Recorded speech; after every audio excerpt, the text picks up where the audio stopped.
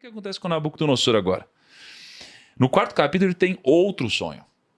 Ele é um cara cheio de sonhos, né, meu? Uhum. Ele tem outro sonho, desta vez sobre uma grande árvore que era cortada e deixou-se apenas com o tronco. E aqui tem esse outro sonho que novamente é interpretado por Daniel. Só que aqui é interessante, né? Porque todos os sonhos que ele tem, todas as profetadas, né, que ele recebe... No caso coisas... era profecia mesmo. Eu não quis dizer como uma coisa ruim, eu quis dizer como a profecia que ele recebe, todas são difíceis, né, cara? Uhum. É, uma charada o negócio, né? Não, mas difícil assim, de interpretar, Sim. mas também difícil de engolir. Porque imagina assim, você recebe a ruim, profecia né? aqui, Complicado. cara, eu vejo que você vai assinar um contrato novo, alguma coisa Ser acontecer. foda, do caralho, legal, né? hein? O cara só recebe profecia que tudo vai dar ruim. Não é assim, esse ano é o seu ano. Não, esse Não, ano você vai se lascar. Esse ano vai ser o pior ano de todos. Esse ano você vai se lascar. E aí, cara, olha só, isso daqui é bizarro, porque a profecia, ele não entende o sonho, mas quando essa profecia é interpretada, é mais uma coisa ruim para ele de novo, que é difícil de engolir. E aí, se você quiser resumir um pouco desse Essa aqui capítulo... não tem muito mistério, não. Ele vai ver, dessa vez, uma árvore, e essa árvore vai ver um decreto do céu para... Era uma árvore frondosa, alta, todas as aves vinham se aninhar nela, e vai ver um decreto de Deus para cortar essa árvore, e essa árvore vai ser cortada e tudo mais, e Daniel vai interpretar o sonho, mas ele não vai com o entusiasmo que ele foi no primeiro. Ele falou, ó rei, que sejam para os teus inimigos esse sonho, não para o Senhor. Ou seja, o Senhor vai, por causa do seu orgulho, vai ficar comendo a erva do campo, vai ficar como um animal. Eu estava tentando lembrar o nome da doença. Ele vai ficar com uma besta, né? Ele vai ficar com uma besta. Tem um nome técnico para essa doença, daqui a pouquinho eu vou lembrar. É uma doença, cara? É uma doença. Ela Pensei é que fosse uma coisa diagnosticada. mais metafórica, assim. Ela é diagnosticada. O problema é que hoje muitas doenças não podem ser tratadas como doença. Né? Por exemplo, já viu esse grupo de pessoas assim, agora eu sou um gato, eu sou um tigre, Poxa, eu sou cachorro, sério, e né? tudo mais, que virou essa modinha agora aí. Fala No sério. passado isso era uma doença. Nossa. Há pessoas que elas começam a se comportar como animal. Você entendeu? Tem várias doenças estranhas. Tem gente A que tem, por exemplo, obesidade entra um pouco nisso, né? tem gente, por exemplo, quando tem a raiva do cachorro, você joga água, a pessoa, ela começa com hidrofobia, que vê a água começa a passar mal. É terrível. Então, Nabucodonosor provavelmente teve essa doença. Eu vou lembrar daqui a pouquinho o nome dela. E nós temos um tablete cuneiforme, 2 tabletes, na verdade, que falam, que acenam para isso aqui fora da Bíblia.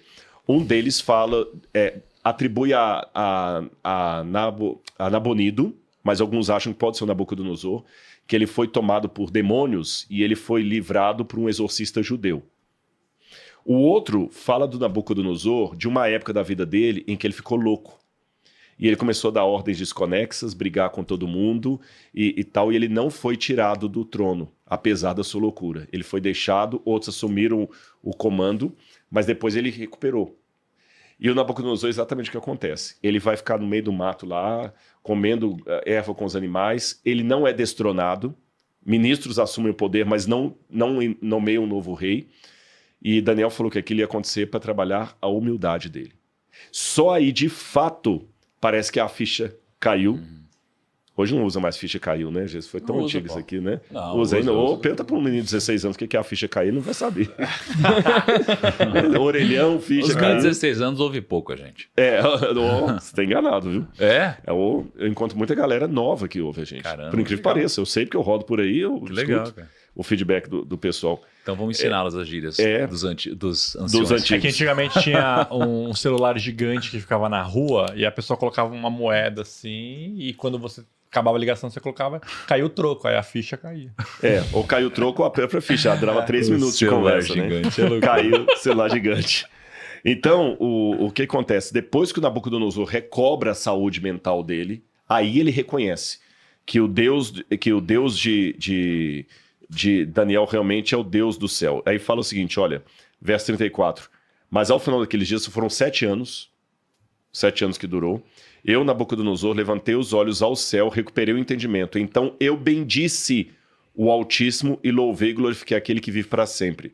Aí tem quase que um salmo aqui, né? O seu domínio é eterno, o reino é para sempre. Aí no verso 36, nesse tempo, recuperei o entendimento e para a dignidade do meu reino recuperei também a minha majestade, o meu esplendor. Os meus conselheiros e homens importantes vieram me procurar. Fui estabelecido no meio do reino e a minha grandeza se tornou ainda maior. Agora eu, Nabucodonosor, louvo, engrandeço e glorifico o Rei dos céus. Você vê uma progressão da maneira desse falar. Antes era há um Deus nos céus. Depois, o Deus Altíssimo. O Deus de Sadraque, Mesaque e Abdenego. Agora ele admite o Rei dos céus. Porque todas as suas obras são verdadeiras. A gente só não sabe se Nabucodonosor morreu salvo ou não. Mas dá a entender que ele entregou a vida dele ao Deus verdadeiro. Mas me parece que sim, porque tudo ele indica entrega que sim. E não tem nada que desmita agora isso. eu, Nabucodonosor, louvo, exalto e glorifico o Rei dos Céus, porque tudo que ele faz é certo e todos os seus caminhos são justos e ele tem poder para humilhar aqueles que vivem com arrogância. Exatamente. Cara que abre mão, né, do seu próprio ego, vou dizer, talvez no final da vida aqui, assim, acredita tudo isso a Deus. Difícil, né? Não, eu concordo com você. Não tem nada na Bíblia que diga nenhuma coisa nem outra. Agora, tem uma coisa que me dá a entender aqui. Isso aqui também corrobora para aquilo que eu falei de conciliar a identidade denominacional, cultural, de valores, ética, com a certeza que há pessoas que pensam diferente de vocês são tão justas como você. Nabucodonosor se converteu ao Deus de Israel, mas não se tornou judeu. Ah, sim. Com certeza. Será que eu estou pronto para levar o evangelho para uma pessoa que ela às vezes vai se converter, mas não vai se tornar membro da minha igreja? Ou eu só estou querendo aumentar o séquito dos que estão na igreja? Entendi. Você entendeu o ponto? É lógico, claro, evidente. Não vou ser estúpido. Se você se tornasse adventista, eu ia ficar muito feliz. É lógico que eu ia. Você está entendendo? Nossa, imagina que ganho. Mas será que é só isso que vale? Será que se você aceitar Jesus, mas não vier para a minha igreja, você está fora, você aceita, você é ridículo, que você pensa diferente de mim, você é esquisito, aí eu vou começar a te... isso aí não é evangelho. Cara, ou diminuir o outro na base do grito, que essa é uma coisa. Às vezes, quando você não tem argumento, você diminui o outro. Vamos supor, eu penso em estratégia financeira diferente de você. Ao invés de eu falar assim, olha, o Thiago pensa que o melhor investimento é nessa carteira aqui, eu tenho outra ideia. Para mim, o melhor investimento é esse aqui. Eu discordo do Thiago. Isso é uma coisa. Esse Thiago não entende nada, não. Mas nem ouça esse camarada. Ele não entende nada de finanças. Ele não entende nada de finanças ou ele não comprou, ou ele não vê como você vê. Então a gente tem que ter o espírito de Daniel deveria estar entre nós. Para me ajudar a ser fiel em meio à aprovação, não negociar os meus princípios e ser uma pessoa que reconhece que, ainda que você creia que faça parte do povo de Deus, existem pessoas fora do seu ambiente, do seu ecossistema, que são tão sinceros como você. Ainda que eu trabalhe com a hipótese, ela é provável que o Nabucodonosor se converteu de fato e não voltou atrás mais, que eu não tenho nada na Bíblia dizendo isso, uma coisa é certa.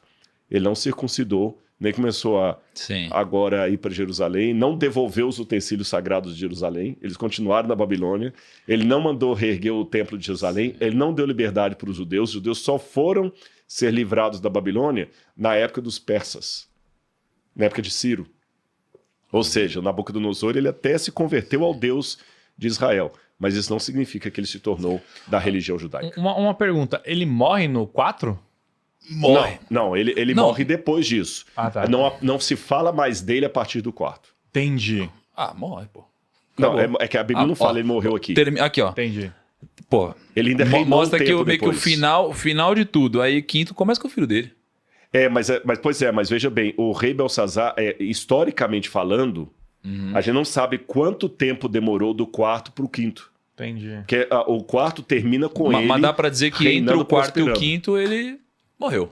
Não, sim. Mas não que ele morreu instantaneamente assim. Sim, ele teve o sonho, recuperou, Sim. morreu e no dia seguinte veio o filho dele. Mesmo porque houve um reinado de corregência. E, na verdade, o Belsazar não era filho dele. Aqui tem um hiato maior. O Belsazar era filho de Nabonido, que era filho de Nabucodonosor. Então o Belsazar já era neto dele. Então já era, né? Cara, então já tinha passado um hiato de tempo. Aquilo que eu falei, a Bíblia resume às vezes. Sim.